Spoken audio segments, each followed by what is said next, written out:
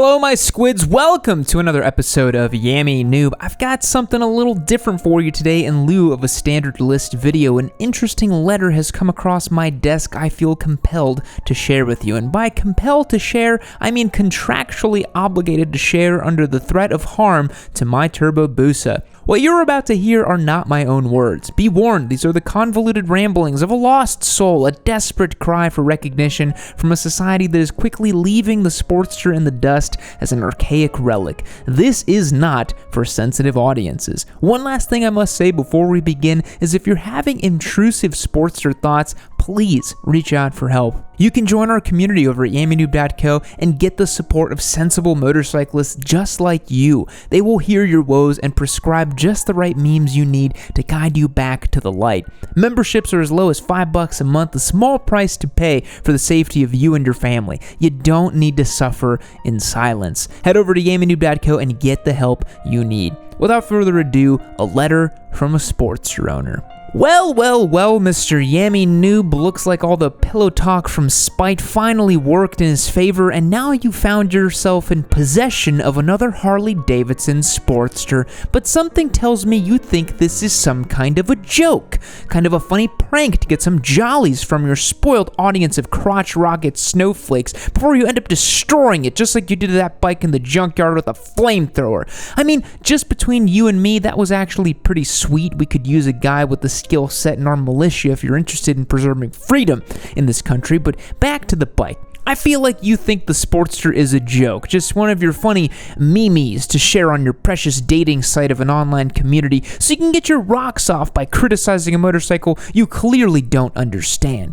Did your parents raise you this way, or were you exposed to the internet in SpongeBob SquareNuts too early in your life to turn you into a freedom-hating communist? You don't know what it's like to actually own a Sportster, or feel the sense of pride a true lifer feels when they swing a leg over that fine piece of American craftsmanship. And I'm gonna tell you why. First off, you bought a Roadster, which is the frilliest little Sportster you can buy. What, the baby needs dual front brakes in order to stop in time? A little sensitive millennial needs to be coddled? Needs somebody to hold your hand while you stop your motorcycle? How about changing your diaper too? Brother, if you're gonna use the front brake, you're already riding a Sportster wrong. You need to pull that front brake and you need to go right over the handlebars. True story, it happened to my buddy Donnie once. Yeah, I mean, we had split a 30 rack of bush before going up to a bike night, but we ran into some deer out in the country roads, and Donnie, he used the front brake and he went flying right into the cornfield. If only he had known better than to use the front brake on a Harley-Davidson, he might still be here with us today. No, he didn't die. He's in jail for riding drunk without a license. Oh, and because of the kilo of meth the cops found in his saddlebags. I always told him to leave the smack at home, but I guess he never was the smartest guy in the club. Anyway, a Roadster is just a Harley trying to appeal to young riders, and I'll be damned if younger riders have any damn respect for the bar and shield. It's like they said, let's take a perfectly good Sportster and made it ride like some Suzuki Ninja Toyota Asian bike. You see how low those damn handlebars are? How the hell is any real man supposed to feel comfortable in that position? Hell, I wouldn't even let my doctor give me a prostate exam. I said I'd rather die of cancer than bend over like that. I sure as hell won't be getting in such a feminine position on my goddamn Harley Sportster. I got two words for you, brother.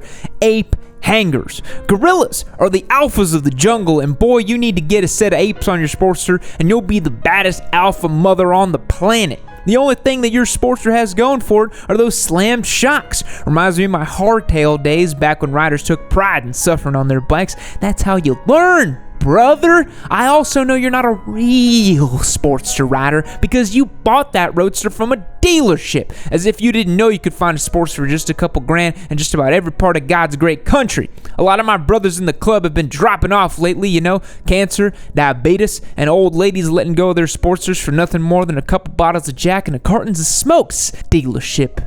Yeah, we can get those stealerships, brother. I bet you got off on paying taxes too. I've been looking at comments on your videos. Some of your smart aleck viewers say that Sportsters are slow.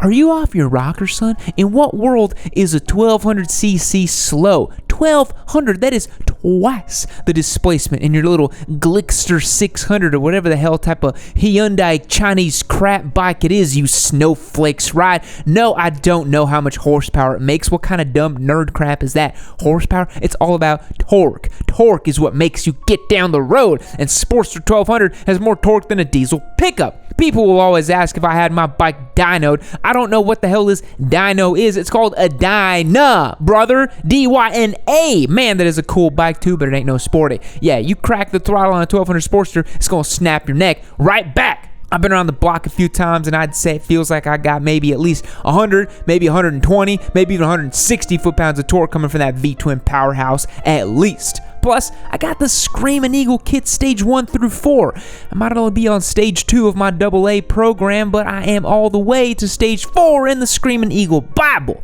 I got that straight pipe exhaust, big sucker air filter, hot cams, big bore kit, and you better believe me and Spot did all that work ourselves over at his shop. I ain't letting no dealership near my bike. Those damn kids they have working over there don't know even how to rebuild a carburetor.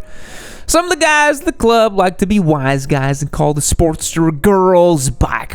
Girl's bike. Maybe if her daddy taught her right, she can handle an 883, maybe, but a 1200? No way. My old lady rides in the back of my hog, and that's it. Guys that call a Sportster a girl's bike are just jealous of how much better it handles than their baggers. I usually roll with forward controls on my bike, blood flow issues to my feet and all, but a Sportster with mid controls, shoot, you practically got a motorcycle that handles as good as a Fox body Mustang. Don't get much smoother than that on a twisty road, brother. Each Sportster on the road doesn't look much like any other one as well. It's a canvas for customization. I ain't one for art, liberal stuff and museums, but if you got a good look at my sporty, you'd call me Pablo Picasso. I got forwards on mine, highway pegs, and of course, got my genuine Harley-Davidson saddlebags and a windshield so I can have my smokes while I'm out on the road.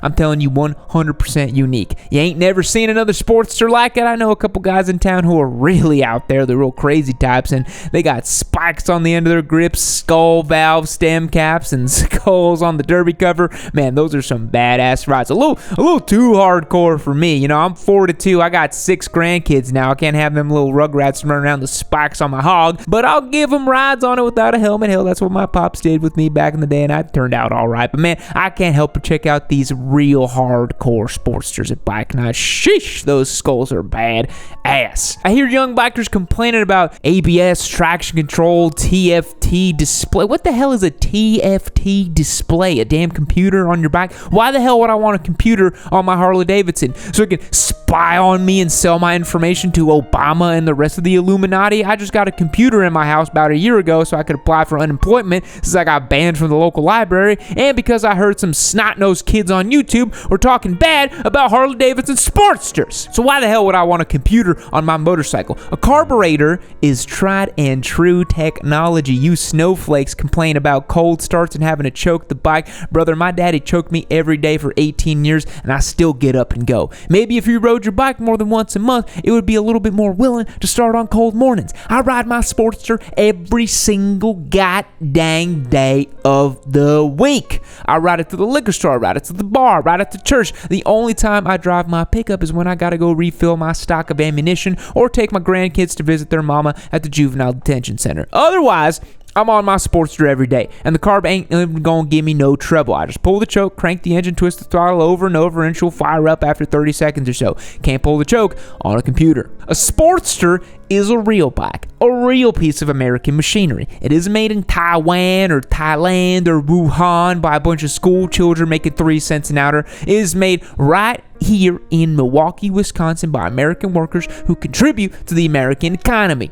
It has classic air-cooled V-twin engine, actually looks like a motorcycle engine, not a toaster oven or whatever the hell powers that Hyundai crotch rocket you got. A motorcycle engine has to have fins. That's how you know it's a motorcycle engine. It's got a solid steel frame and metal tins. Harley didn't cheap out by only making half a frame like you see on these racer bikes you have. What do you call it? A Trigellus frame? Anyway, a Sportster's made out of real steel, iron forged by hard-working men and women. It shakes and vibrates like an old muscle car. That's how you know it's pushing real power, unlike those sewing machine 4-cylinder bikes your viewers love so much.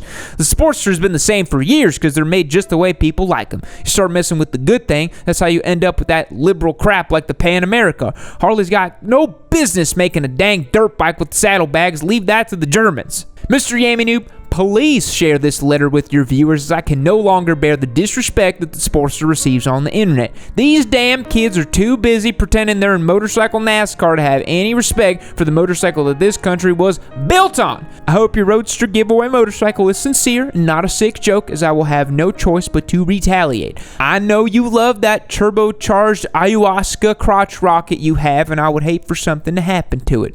Sincerely, Foghorn Henderson.